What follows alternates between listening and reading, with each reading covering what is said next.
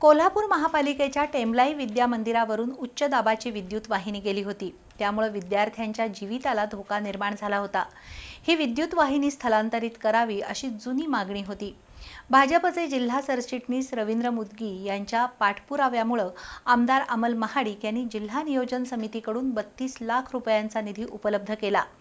या निधीतून शाळेच्या आवारातून गेलेल्या उच्च दाबाच्या विद्युत वाहिनीचं स्थलांतरण झालं।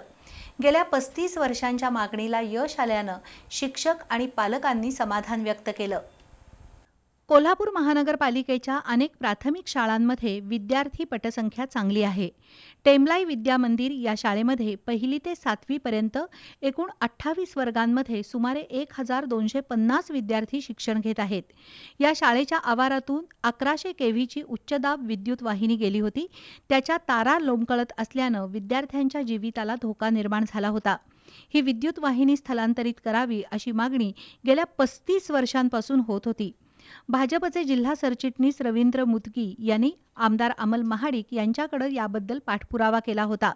त्यानुसार आमदार अमल महाडिक यांनी जिल्हा नियोजन समितीमधून 32 लाख रुपयांचा निधी उपलब्ध केला।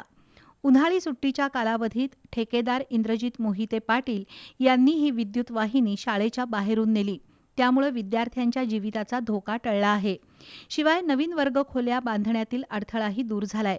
नवीन वर्गखोल्या बांधण्यासाठी सुद्धा आमदार अमल महाडिक यांनी महापारेषणच्या CSR फंडातून 1 कोटी रुपयांचा निधी उपलब्ध केलाय। येत्या वर्षभरात या खोल्यांचं काम पूर्ण होईल असं रवींद्र मुदगी यांनी सांगितलं। दरम्यान विद्युत वाहिनी स्थलांतरित केल्याबद्दल ठेकेदार इंद्रजित मोहिते पाटील यांचा आणि आमदार अमल महाडिक यांच्याकडून निधी उपलब्ध करण्यासाठी पाठपुरावा केल्याबद्दल रवींद्र मुदगी यांचा सत्कार करण्यात आला। यावेळी मुख्याध्यापक विलास पिंगळे, विश्वनाथ पाटील, अलका जगदाळे, विजय सूर्यवंशी, संजय महेकर, मोहिद्दीन शेख, मानसिंग पाटील उपस्थित होते।